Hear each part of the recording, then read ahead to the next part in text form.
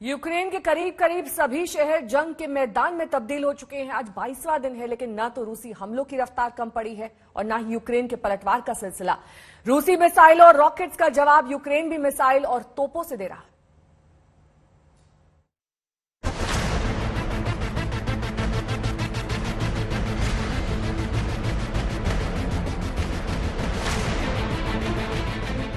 रूस और यूक्रेन युद्ध में तबाही 22वें दिन भी जारी है।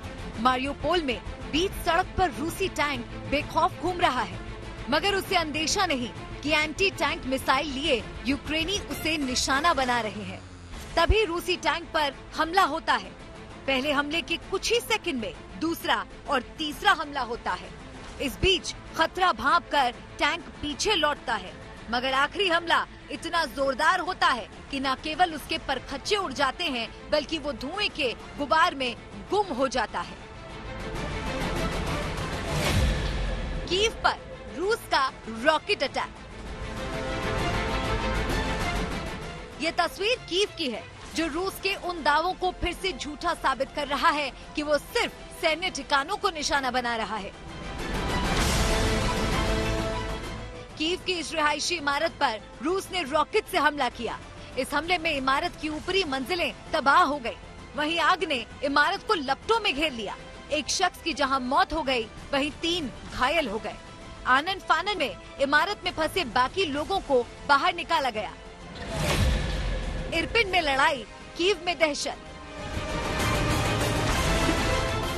कीव से पहले 25 किलोमीटर दूर इरपिन में अब भी भीषण जंग जारी है। दरअसल इरपिन वो आखिरी शहर है जिसके रूस के चंगुल में आते ही कीव भी पुतिन के कब्जे में होगा। इस आशंका से कीव में डर है, दहशत है।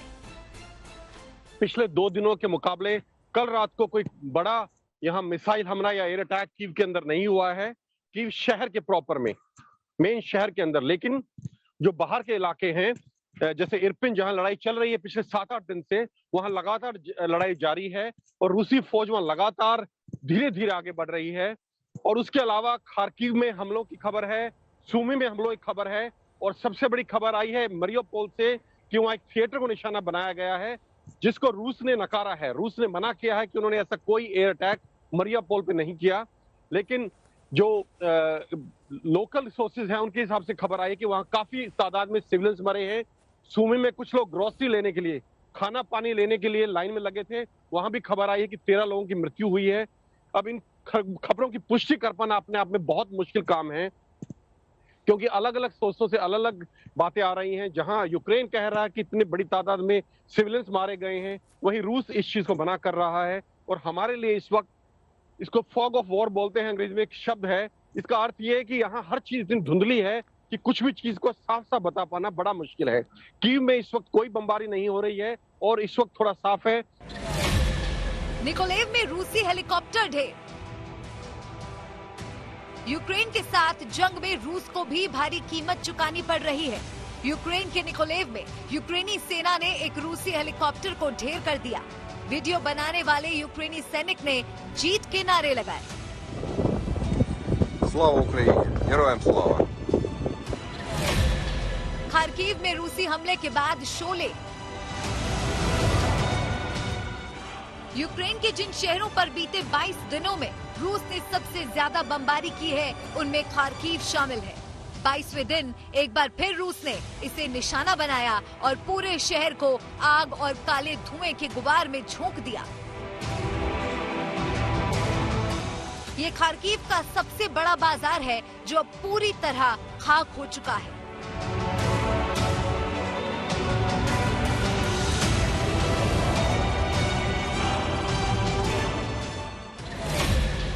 मारियोपोल में थिएटर पर बमबारी।